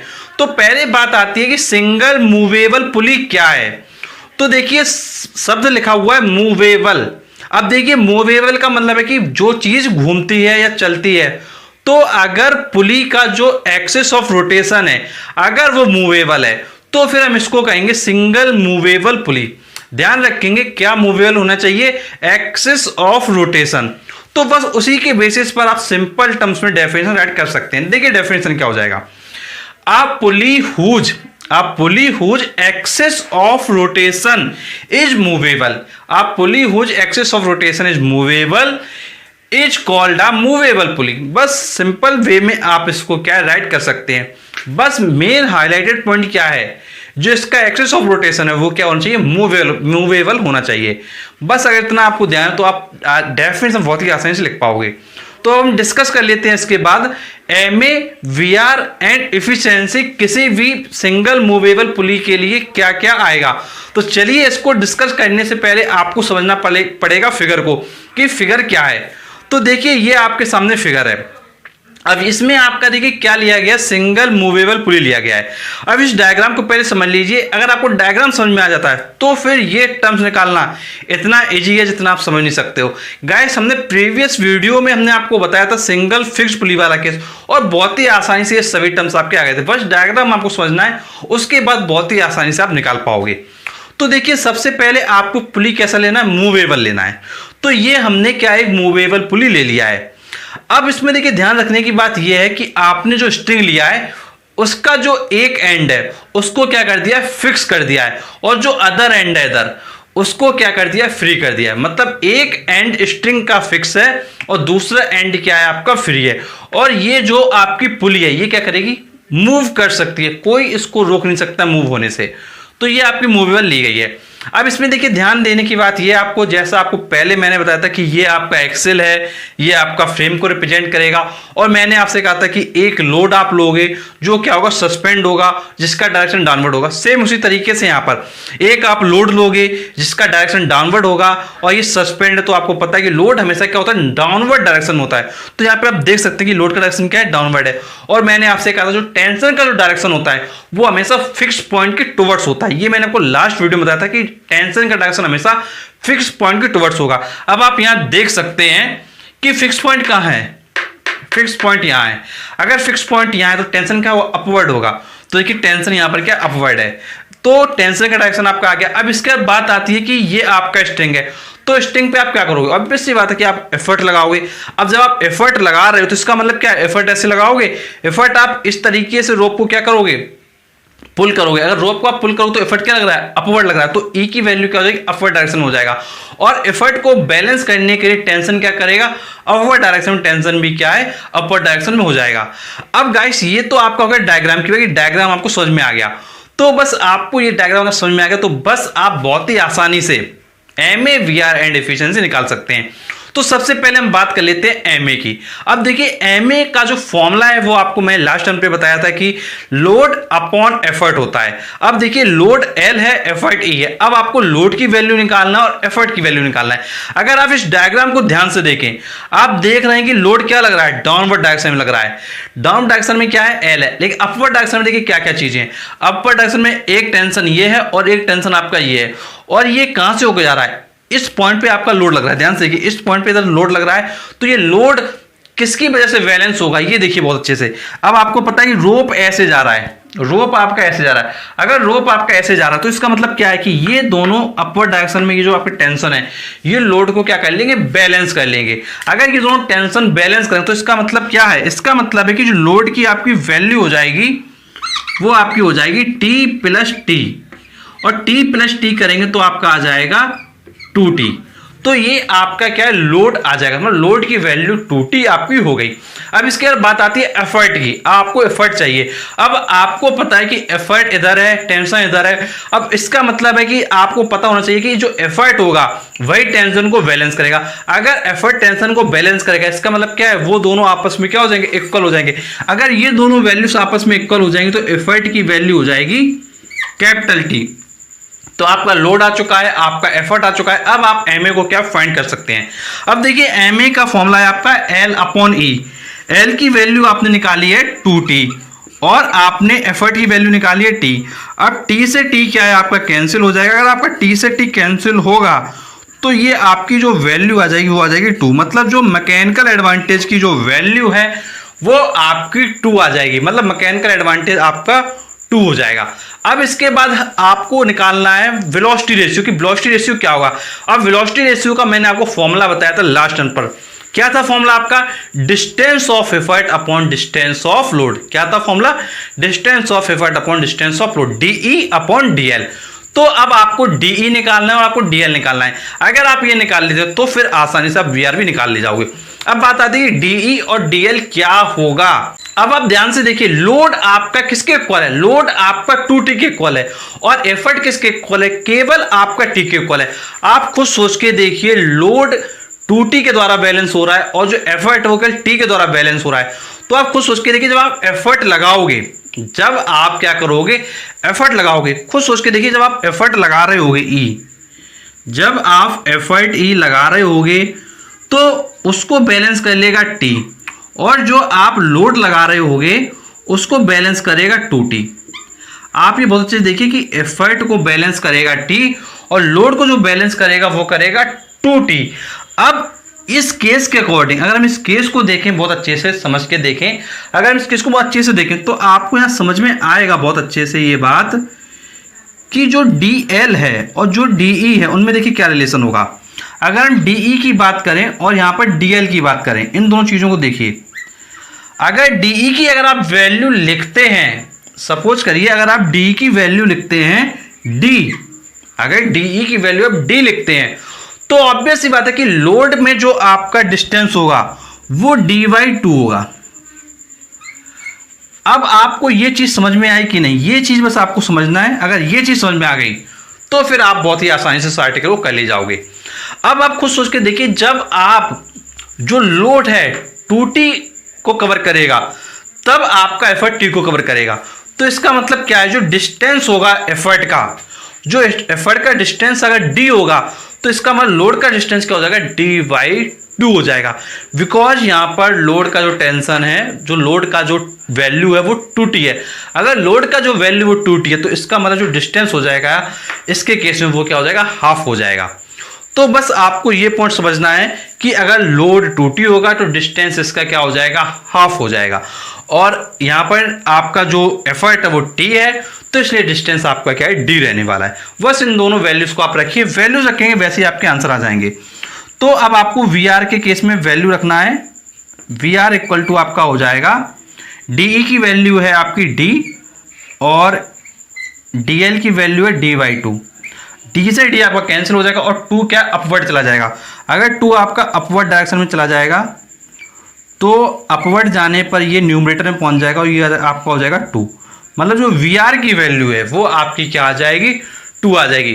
बस गाइस आपको ये समझने की बात है कि सारा लॉजिक यहां पर है। अगर ये चीज आपको समझ में आ जाती है तो बस फिर आपका आर्टिकल में कोई दम नहीं रह जाता है। अब गाइस हम बात कर लेते हैं आपका एफिशिएंसी का। अब देखिए एफिशिएंसी कैसे निकालेंगे। अब आपको मैंने एफिशिएंसी का फॉर्मूला बताया था कि एफिशिएंसी होता है MA/VR, mechanical advantage upon velocity ratio. अब MA आपको पता है कि आपने भी निकाला है, MA आपने क्या निकाला है, 2 निकाला है। VR आपने क्या निकाला है, इसको भी आपने 2 निकाला, तो यहां पर आप अपॉन में 2 लिख दीजिए। अब 2 से 2 आपका क्या हो जाएगा, कैंसिल हो जाएगा। 2 से 2 कैंसिल तो क्या बचा आपका, 1 बचा। अगर आपका यहाँ पर 1 आया मतलब इफिशियंसी इसकी क्या हो जाएगी, 1 हो जाएगी। अगर हम इसको परसेंटेज में राइट करें, अगर हम इसको परसेंटेज में राइट करें तो 100 से मल्टीप्लाई करना पड़ेगा, तो परसेंटेज में इफिशियंसी क्या हो जाएगी, 100%। मतलब जो सिंगल मूवेबल पुली है, जो आपका सिंगल मूवेबल पुली है, उसके केस में जो MA की वैल्यू है वो 2 है, VR की वैल्यू वो भी 2 है, और जो इफिशियंसी है उसकी वैल्यू क्या है आपकी 100% है। तो गाइस आप बहुत ही आसानी से इस आर्टिकल को कर सकते हैं। यदि कोई आपको प्रॉब्लम है तो आप नीचे कमेंट बॉक्स में कमेंट करके पूछ सकते हैं। और गाइस इसका जो फ्री नोट्स है वो आपको मिलेगा हमारे फेसबुक पेज पर। गाइस आप क्या करें, फेसबुक पेज पर जाएं। फेसबुक पेज पर जाने के लिए आपको जाना होगा डिस्क्रिप्शन बॉक्स में, वहां पर जाकर आप क्या है दिए गए लिंक पर क्लिक करके आप हमारे फेसबुक पेज को जैसे ही लाइक करते हैं तो आपके सामने जो भी नोट्स होंगे सबके सब आ जाएंगे। और गाइस इसी पेज पर आपको व्हाट्सएप नंबर भी मिलेगा और व्हाट्सएप नंबर के माध्यम से आप कॉल या व्हाट्सएप करके अपनी प्रॉब्लम को डिस्कस कर सकते हैं। और गाइस अगर वीडियो अच्छा लगा तो प्लीज वीडियो को लाइक करें और ऐसे वीडियोस पाने के लिए आप चैनल को जरूर सब्सक्राइब करें, नोटिफिकेशन मिल दबाएं क्योंकि हम आपके लिए ऐसे वीडियो लाते रहते हैं। तो चलिए मिलते हैं आपसे नेक्स्ट वीडियो में, तब तक के लिए शुक्रिया। Hello, welcome to academy guys. आज है आपका लेक्चर नंबर 9 और इस लेक्चर में हम कवर करने वाले हैं difference between single fixed pulley and single movable pulley. Guys इस वीडियो को देखने से पहले यदि आपने लेक्चर नंबर 7 और लेक्चर नंबर 8 देखा होगा तो आपको क्या सिंगल फिक्स्ड पुली के केसेस और सिंगल मूवेबल पुली के केसेस क्या काफी अच्छे से डिस्कस किए गए थे। यदि गाइस आपने उस वीडियो को देखा है तो डेफिनेटली इसमें जो आपको अब डिफरेंस बताया जाने वाला है वो इतना इजी हो जाएगा जो आप सोच भी नहीं सकते। तो गाइस आप जब एग्जाम में कोई भी क्वेश्चन लिखते हैं डिफरेंस के रिगार्डिंग, किसी भी चीज का कंपैरिजन करते हैं, तो देखिए लिखते कैसे हैं पहले आपको ये समझना है, उसके बाद इसका हम डिफरेंस देखेंगे। तो देखिए अगर आपको अदर स्टूडेंट से अच्छे मार्क्स चाहिए तो आपको डिफरेंस का एक तरीका पहचानना होगा। तो देखिए डिफरेंस का देखिए तरीका देखिए क्या है। सबसे पहले आप डालेंगे सीरियल नंबर। क्या डालेंगे आप? सबसे पहले सीरियल नंबर। फिर आप डालेंगे पैरामीटर, मतलब किस पॉइंट के बेसिस पर आप डिफरेंशिएट चीजों को कर रहे हैं। उसके बाद आप डालेंगे सिंगल फिक्स्ड पुली, देन उसके बाद आप डालेंगे सिंगल मूवेबल पुली। इतना डालने के बाद अब आप क्या करेंगे? अपने आंसर को राइट करेंगे। अब देखिए पैरामीटर में सबसे पहला पॉइंट हम ले लेते हैं मैकेनिकल एडवांटेज MA। अब देखिए आपका हमने क्या सिंगल फिक्स्ड पुली के केस में MA क्या है निकाला था। अब आपको पता होगा कि सिंगल फिक्स्ड पुली के केस में MA की वैल्यू क्या है? 1 आई थी। और यहीं पर जो आपका मूवेबल का केस था यहां पर ये वैल्यू आपकी क्या है? 2 आई थी। अब सिमिलरली आपका वेलोसिटी रेशियो भी निकाला गया था, वो है आपका point number 2 VR velocity ratio. अब देखिए वेलोसिटी रेशियो की वैल्यू भी आपकी क्या है? 1 आई थी फिक्स्ड पुली के केस में, और जो मूवेबल पुली है उसके केस में ये वैल्यू आपकी क्या है? 2 आई थी। तो ये दो डिफरेंस बहुत ही आसानी से आप समझ सकते हैं, बिल्कुल आपको प्रॉपर पहले बताया गया था। अब इसका तीसरा डिफरेंस आता है। अब देखिए तीसरा पॉइंट है आपका एक्सिस ऑफ रोटेशन का। अब देखिए एक्सिस ऑफ रोटेशन की बात आपको मैंने बताई थी जब फिक्स्ड पुली का केस है तो एक्सिस ऑफ रोटेशन क्या थी? आपकी फिक्स थी, और जब मूवेबल पुली का केस था तो मूवेबल थी। तो बस आपको यहां लिखना है एक्सिस ऑफ रोटेशन यहां क्या रहने वाली है? फिक्स्ड, और यहां क्या रहने वाली है? मूवेबल। तो ये पॉइंट आपको बहुत अच्छे से चीज ध्यान रखनी है। अब इसके बाद आपका जो नेक्स्ट पॉइंट था जो है पॉइंट नंबर 4, वो है रिगिड सपोर्ट। अब देखिए आपको पता था कि जब रिगिड सपोर्ट आपका लगाया गया था पुली में, इस तरीके से आपने देखा होगा कि इस तरीके से पुली आपकी बनाई गई थी।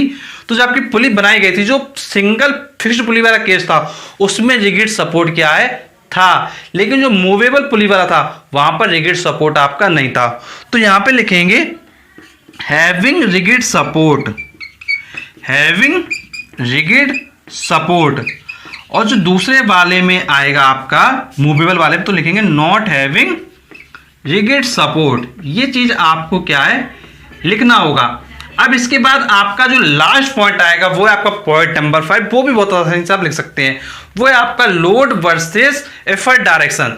अब देखिए जब आपका जो केस लिया गया था सिंगल फिक्स्ड पुली वाला, उसमें आपने देखिए देखा था कि जो एफर्ट होता है और जो लोड होता है उसका डायरेक्शन क्या होता है। जब आपने देखिए केस देखा था तो आपको पता था सिंगल फिक्स्ड पुली के केस में लोड डाउनवर्ड था और जो एफर्ट है वो क्या? अपवर्ड था। मतलब ये दोनों क्या थे? अपोजिट थे। मतलब इन दोनों डायरेक्शन क्या था? अपोजिट था। तो आप यहां पर लिखेंगे ये दोनों क्या है? अपोजिट डायरेक्शन में थे। बट ये मूवेबल पुली का केस था तो आपने देखा था जो आपका फ्री एंड था मूवेबल पुली के केस में, वहां पर आपका जो एफर्ट है और जो टेंशन है वो दोनों सेम डायरेक्शन में थे। तो यहां पर आपको लिखना है कि ये दोनों क्या है? मूवेबल पुली के केस में क्या है? सेम डायरेक्शन में रहते हैं। तो गाइस इस तरीके से आप 5 पॉइंट बहुत ही आसानी से लिख सकते हैं। और गाइस जब आप इन पॉइंट्स को इस तरीके से लिखेंगे पैरामीटर्स को डालकर, तो गाइस यहाँ पे जो आपको मार्क्स मिलेंगे वो बिल्कुल आप मान के चलिए 100% मिलने वाले हैं। मतलब मान लीजिए अगर 3 मार्क्स का क्वेश्चन है तो आपको 3 मार्क्स पूरे दिए जाएंगे। गाइस यदि कोई आपकी प्रॉब्लम कुछ आप पूछना चाहते हैं तो नीचे आप कमेंट उसमें कमेंट करके पूछ सकते हैं। और गाइस ऐसे वीडियोस पाने के लिए आप चैनल को जरूर सब्सक्राइब करें, नोटिफिकेशन बेल दबाएं, क्योंकि हम आपके लिए ऐसे वीडियो लाते रहते हैं। तो चलिए मिलते हैं आपसे नेक्स्ट वीडियो, तब तक के लिए शुक्रिया। Hello, welcome to academy. Guys आज है आपका लेक्चर नंबर 10 और इस लेक्चर में हम कवर करने वाले हैं combination of police. Guys police को आप क्या कर सकते हैं? कंबाइन कर सकते हैं, और उनको कंबाइन करने के बाद जो रिलेशन आते हैं MA, VR एंड इफिशिएंसी के लिए, वो रिलेशंस आप क्या फाइंड कर सकते हैं। तो गाइस कॉम्बिनेशन में देखिए क्या होता है। कॉम्बिनेशन में कुछ आप पुलिस लेंगे, उन पुलिस को आप क्या कर देंगे? जोड़ देंगे। और जब आप उन पुलिस को जोड़ देंगे तो जोड़ने के बाद उनमें MA, VR और ईटा का जो रिलेशनशिप आना है वो आपको क्या फाइंड करना है। तो देखिए आप क्या करेंगे? सिंगल फिक्स्ड पुली लेंगे और मूवेबल पुली लेंगे, उनको क्या कर देंगे? उनको जोड़ देंगे। उनको जोड़ने के बाद जो रिलेशन आएंगे वो आपको क्या फाइंड करना है। तो देखिए हमने केस ले रखा है यूजिंग 1 फिक्स्ड पुली, मतलब एक आपको फिक्स्ड पुली लेना है और उसके अलावा आगे आप देख सकते हैं एंड अदर मूवेबल पुली। तो हम क्या कर लेते हैं? हम एक फिक्स्ड पुली ले लेते हैं और 3 मूवेबल पुली ले लेते हैं।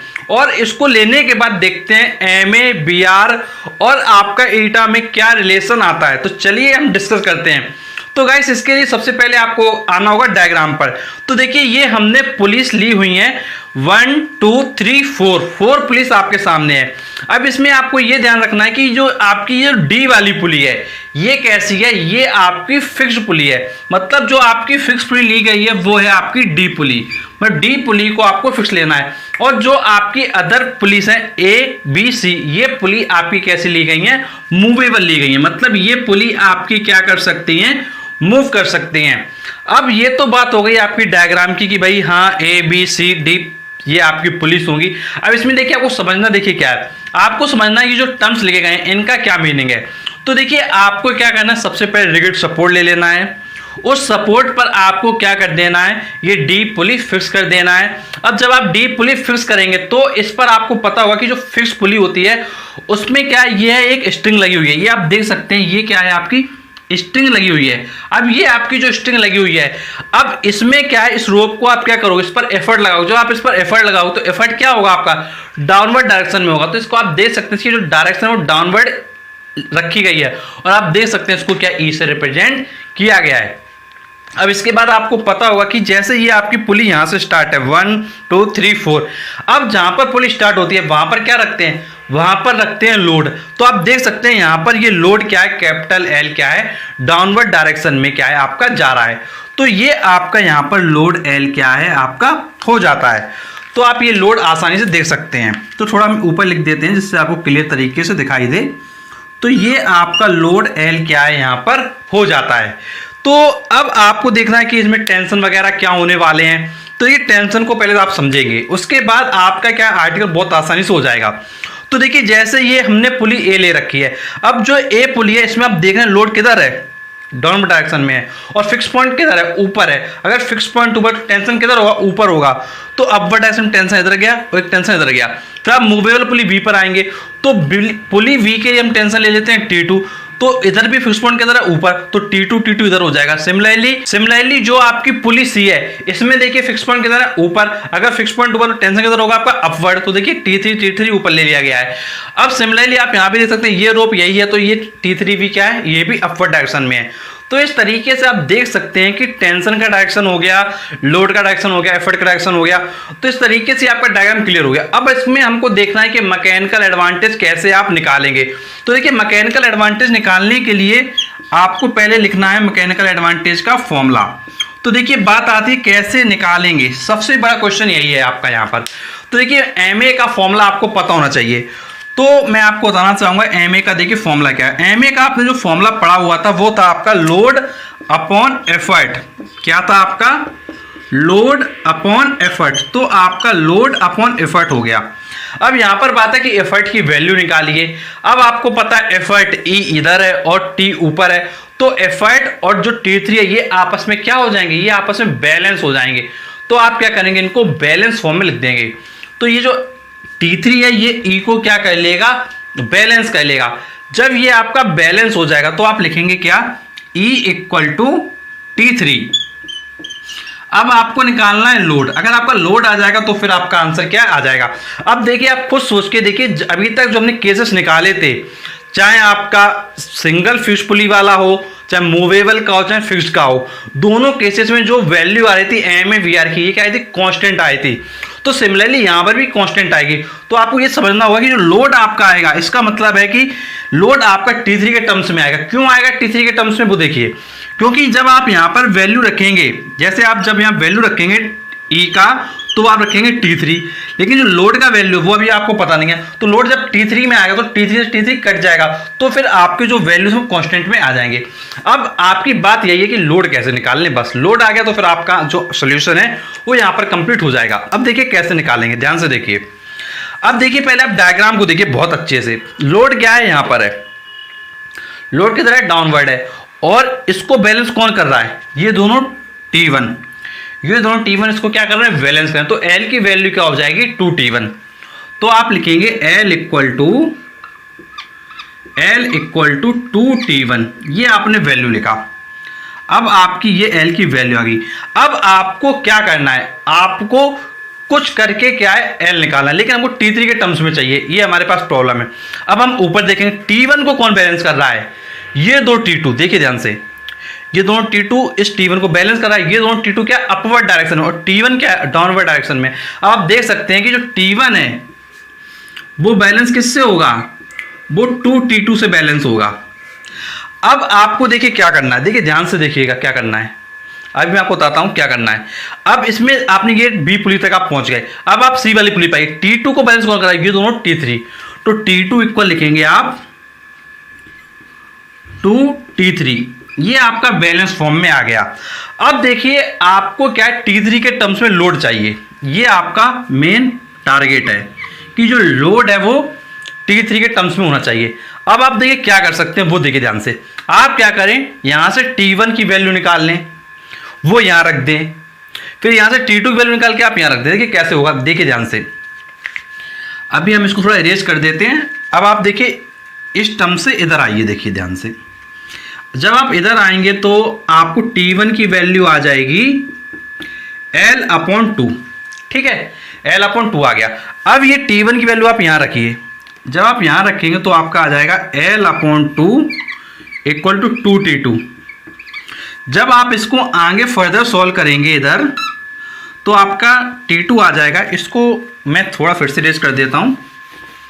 तो जब इसको आप फर्दर इधर सॉल्व करेंगे तो आप देख सकते हैं कि T2 आपका आ जाएगा L/4, और L/4 को आप लिख सकते हैं L/2²। तो ये आपका T2 आ गया। अब आप क्या करेंगे, सिमिलरली ये जो T2 की वैल्यू है, ये आपकी T1 की वैल्यू आई थी, T1 की वैल्यू को आपने देखिए क्या है नेक्स्ट वाले इक्वेशन में रखा था, देखिए ध्यान से, यहां से वैल्यू T1 की आई, वो वैल्यू आपने यहां रखा था, और जब ये वैल्यू आपकी रखी गई तो आपका T2 का वैल्यू आ गया। अब जो T2 का वैल्यू आ गया इसको आप क्या करेंगे, यहां पर रखेंगे। तो देखिए रखते हैं हम, तो जब आप रखेंगे T2 की वैल्यू क्या है L/2², तो L/2² इक्वल टू 2T3। फिर आगे आप इसको सॉल्व करेंगे तो T3 की वैल्यू आ जाएगी L/2⁻3। तो ये आपका क्या है T3 आ गया। तो आप देख सकते हैं कि आपका T3 क्या है, आ चुका है। अब आपका जो फॉर्मूला था मैकेनिकल एडवांटेज का वो आप लगा दो। मैकेनिकल एडवांटेज का आपका फॉर्मूला था लोड अपॉन एफर्ट, ये आपका फॉर्मूला था। आपको अभी मैंने कहा था कि लोड आप निकाल लो, तो लोड आपने निकाला है, देखिए लोड आप यहां से निकाल लो तो लोड क्या आएगा आपका, लोड आपका आएगा लोड आपका आ जाएगा L/2⁻3 इंटू T3, ये आपका लोड आ गया। अब इस लोड की वैल्यू आप क्या यहां रख दो, देखिए ध्यान से, तो 2⁻3 इंटू T3 ये आपका आ गया अपॉन, अभी एफर्ट मैंने आपको ही बताया था कि एफर्ट की वैल्यू T3 होगी, ये अभी मैं आपको शुरुआत में बता चुका हूं। तो यहाँ आप T3 रख दें, तो T3 से T3 क्या हो गया आपका, कैंसिल हो गया।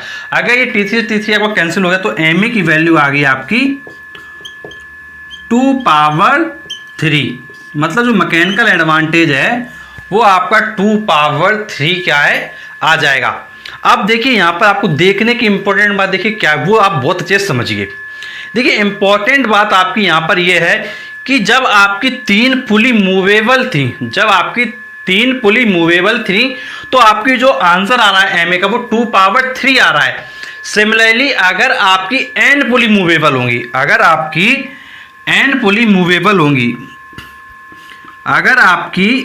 n पुलिस क्या होंगी, मूवेबल होंगी, तो फिर जो आपका आंसर आने वाला है वो आने वाला है m इक्वल टू 2⁻n। ये आप ध्यान रखिएगा, ये आप सिमिलरली राइट कर सकते हैं, if n pulley are movable then ma equal to 2⁻n। तो गाइस ये आपका ma निकालने का पूरा प्रोसेस हो जाता है। इसको आप बहुत अच्छे से देख लीजिए, स्क्रीनशॉट ले लीजिएगा, और गाइस आप बहुत ही आसानी से ये क्या है कर सकते हैं, कोई आपको दिक्कत नहीं होने वाली है। अब इसके बाद बात आती है आपके बीआर की, कि वेलोसिटी रेशियो कैसे निकालेंगे।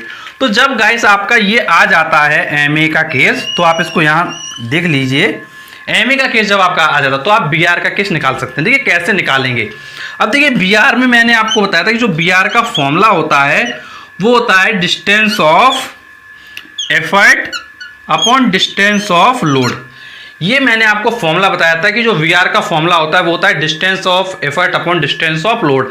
अब देखिए, आपको लास्ट क्लास में मैंने बताया था कि अगर आपका जो डिस्टेंस है, अगर आपका डिस्टेंस लोड का x होगा, अगर डिस्टेंस आपका लोड का x होगा, तो मैकेनिकल एडवांटेज में जो टर्म आता है, मैकेनिकल एडवांटेज में टर्म आ रहा है 2 पावर 3, तो उसी टर्म के मल्टीपल में ये डिस्टेंस आपकी आ जाती है। तो ये डिस्टेंस आपकी आ जाएगी 2 पावर 3 इंटू एक्स। ये आपको मैंने लास्ट टर्म पे बताया था। तो जो वी आर की वैल्यू हो जाएगी आपकी, वो हो जाएगी 2 पावर 3। तो ये आपका वी आर आ गया। ये आपका एम ए का केस हो गया था और ये आपका इधर क्या है, वी आर का केस हो गया। तो इस तरीके से ये दोनों केसेस आपके क्या है, हो चुके हैं। अब इसके बाद जो लास्ट केस बचता है वो होता है आपका इफिशिएंसी का, कि आप इफिशिएंसी कैसे निकालेंगे। तो इफिशिएंसी निकालना बहुत ही आसान, इफिशिएंसी को भी देख लीजिए आप। देखिए, अगर आपको इफिशिएंसी निकालना है तो देखिए आप क्या करेंगे, आप राइट करेंगे, मैं इधर लिख देता हूं, थोड़ा मैं इरेज कर देता हूं और आपको समझा देता हूं। अगर आपको इफिशिएंसी निकालना है तो आप लिखेंगे eta equal to M A upon B R. अब आपका जो एम ए की वैल्यू है वो आप निकाल चुके हैं, क्या है, तो आपकी वैल्यू 2 पावर 3, बी आर की वैल्यू क्या है 2 पावर 3। अब ये कैंसिल हो जाएगा तो ईटा आ जाएगा 1, मतलब जो एफिशिएंसी है वो 1 आ रही है। अगर इसको हम परसेंटेज में राइट करें तो ये आपकी वैल्यू आपकी हो जाएगी 100%, क्योंकि आप 100 से इसमें क्या कर देंगे, मल्टीप्लाई कर देंगे। तो इस तरीके से आपके जो 3 टर्म निकलते हैं, M A, V R and efficiency, ये तीनों टर्म आपके क्या है, आ चुके हैं। यदि गाइस कोई आपको प्रॉब्लम हो रही है तो आप नीचे कमेंट बॉक्स में कमेंट करके पूछ सकते हैं और कॉल और व्हाट्सएप के माध्यम से आप हमारे साथ संपर्क कर सकते हैं। गाइस, जो हमारा कॉल और व्हाट्सएप का नंबर है वो आपको मिलेगा हमारे फेसबुक पेज पर। फेसबुक पेज का जो लिंक है वो आपको डिस्क्रिप्शन बॉक्स में दिया गया है। आप डिस्क्रिप्शन बॉक्स में जाइए, फेसबुक पेज के लिंक पर क्लिक कीजिए। फेसबुक पेज को आप जैसे ही लाइक करते हैं तो आपके सामने हमारा नंबर आ जाता है और उस नंबर के माध्यम से आप क्या कॉन्टैक्ट कर सकते हैं। और गाइस, ऐसे वीडियोस पाने के लिए आप हमारे चैनल जरूर सब्सक्राइब करें, नोटिफिकेशन मिल दबाएं, क्योंकि हम आपके लिए ऐसे वीडियो लाते रहते हैं। तो चलिए मिलते हैं आपसे नेक्स्ट वीडियो में, तब तक के लिए शुक्रिया। Hello, welcome to academics. Guys, आज का ये वीडियो बहुत ज़्यादा इंपॉर्टेंट होने वाला है, बिकॉज इस वीडियो में हम डिस्कस करने वाले हैं कि अगर पुलिस के अंदर वेट है, जो भी आपको पुली दी गई है अगर उनका वेट है, तो वेट होने के कारण जो एम ए निकालते हैं आप, वी आर निकालते हैं एंड एफिशिएंसी निकालते हैं, इन पर क्या असर पड़ता है। तो गाइस, इसका जो भी इम्पैक्ट पड़ता है वो इस वीडियो में हम देखने वाले हैं। तो गाइस, टॉपिक आप देख सकते हैं, effect of weight on pulleys on M A, V R and efficiency. अब गाइस, जैसा आपको पता है कि प्रीवियस 10 लेक्चर आपको प्रोवाइड किए जा चुके हैं और ये आपका लेक्चर नंबर 11 है। और गाइस, यदि आप आईसीएससी बोर्ड का प्रिपरेशन कर रहे हैं तो गाइस सारे चैप्टर्स के वीडियो सब देखते रहिए। तो गाइस, इस चैप्टर मशीन्स में हम क्या है, सारे पॉइंट को आपके साथ डिस्कस कर चुके हैं। गाइस, ये आपका लास्ट टॉपिक है, इसको भी हम डिस्कस कर लेते हैं। तो जैसे पहले हम बात करते हैं कि जो आपके केसेस पहले बताए गए हैं, सिंगल फिक्स्ड पुली का, सिंगल मूवेबल पुली का, कॉम्बिनेशन ऑफ पुलिस का। अगर आपने गाइस उन वीडियोस को नहीं देखा होगा तो गाइस ये टॉपिक आज आपको बिल्कुल भी समझ में नहीं आएगा। तो आपको वो टॉपिक बिल्कुल क्लियर होने चाहिए, उसी के बेसिस पर आप क्या समझ पाएंगे। बिकॉज इस केस में क्या है, आपका कोई डायग्राम वगैरह नहीं हुआ, क्योंकि हम इसमें कंसीडर करने वाले हैं जनरल केस, जिसमें हम कंसीडर कर रहे हैं कि हमने जो पुली ले रखी है वो एन पुली ले रखी हैं।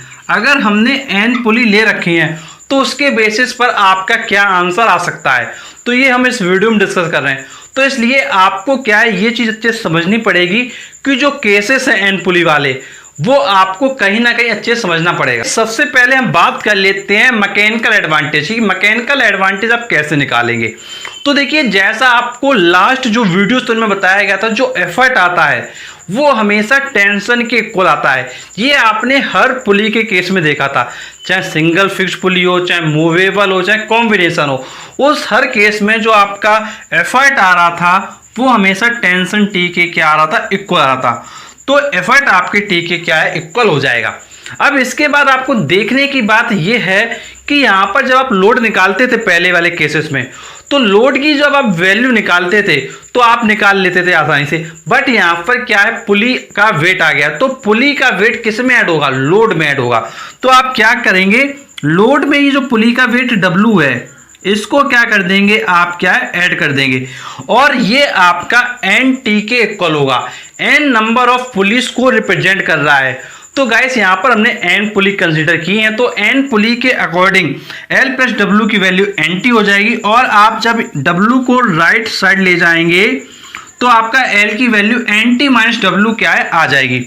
अब आप क्या करेंगे, मैकेनिकल एडवांटेज का फॉर्मूला अप्लाई कर देंगे, लोड अपॉन एफर्ट। जब आप लोड अपॉन एफर्ट अप्लाई करेंगे तो आपको सिर्फ लोड की वैल्यू लिखनी है और एफर्ट की वैल्यू लिखनी है। लोड की वैल्यू है NT माइनस W, तो आप लिख दीजिए NT minus W upon effort की वैल्यू है आपकी T, तो आप यहाँ पर T लिख दीजिए। अब आप क्या करेंगे, इनको सेपरेट करेंगे अलग अलग। जब इसको आप सेपरेट करेंगे तो NT अपॉन T करेंगे आप, तो देखिए NT अपॉन T करेंगे माइनस W अपॉन T करेंगे तो T से T कट जाएगा, तो ये आपका जो MA की वैल्यू आ जाएगी आपकी, तो आपका MA आ जाएगा N minus W upon T, तो ये आपका MA हो जाएगा N minus W upon T।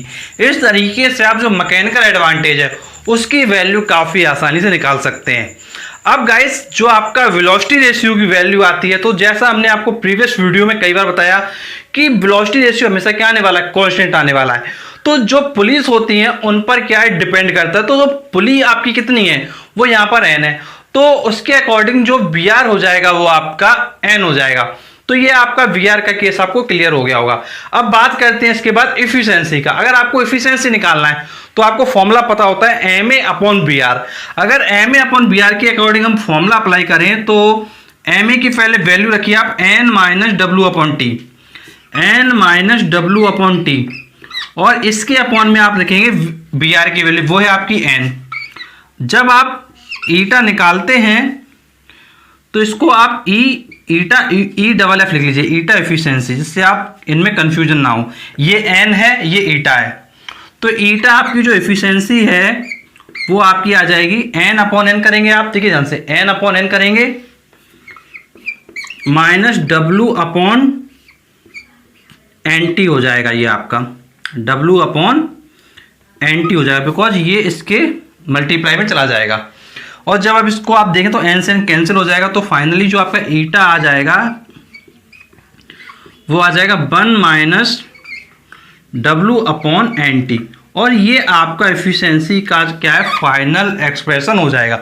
अब आप यहाँ देख पा रहे हैं कि जो एफिशिएंसी है यहाँ पर 100% नहीं है, मतलब हमेशा क्या है 100% से कम होने वाली है, बिकॉज आप देख सकते हैं 1 माइनस है। अगर 1 माइनस टर्म जाए तो इसका मतलब एफिशिएंसी क्या है, 100% से हमेशा कम आने वाली है। तो गाइस ये जो आपका केस था इफेक्ट ऑफ वेट वाला, ये बिल्कुल अच्छे से आपको समझ में आया होगा। गाइस जब आप इस आर्टिकल को कर लेते हैं तो गाइस ये आर्टिकल एक तरीके से पूरा हो जाता है। बट गाइस जैसा आपने देखा था, जब भी आप कोई भी केस निकाल रहे थे तो जो आंसर दे रहे थे वो क्या है, कुछ अलग टर्म्स में दे रहे थे, मतलब टी के टर्म में कोई भी आंसर आपका नहीं आया था। तो देखिए आपको क्या करना है, जो आपने ये जो केसेस निकाले हैं यहाँ पर अगर आपको कहीं टी दिखाई दे रहा है तो उसको रिप्लेस करना पड़ेगा। कैसे रिप्लेस करेंगे, ध्यान से देखिए। आपने देखा है कि जो टी है वो ई के इक्वल है, आपने ही पहले देखा था, तो इसका मतलब है कि जहां जहां आपका टी है वहां आप क्या लिख सकते हो, ई लिख सकते हो। तो आप क्या करोगे, जैसे एम ए का ये फॉर्मूला आया है आपका, तो आप क्या कर सकते हैं, यहाँ टी की जगह ई लिख सकते हैं। तो यहां से आपका जो एम ए कन्वर्ट हो जाएगा वो आपका हो जाएगा M A equal to N minus W upon E. तो आप जो फाइनल आंसर देंगे वो इसको देंगे। और इसी तरीके से जो आपकी इफिशियंसी आती है, इफिशियंसी में भी सेम काम करेंगे। जो आप आंसर देने वाले हो ईटा एफिशिएंसी का, वो 1 minus W upon N T की जगह एन ई कर लेंगे, क्योंकि टी की वैल्यू ई के इक्वल है।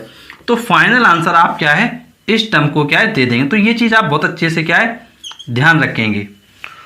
तो गाइस बस इतने जो चेंजेस वगैरह थोड़े बहुत होते हैं वो आपको ध्यान रखने होते हैं। गाइस कई बार अक्सर यही प्रॉब्लम होती है कि जो टी होता है, टी की जगह स्टूडेंट ई को लिखना क्या है भूल जाते हैं।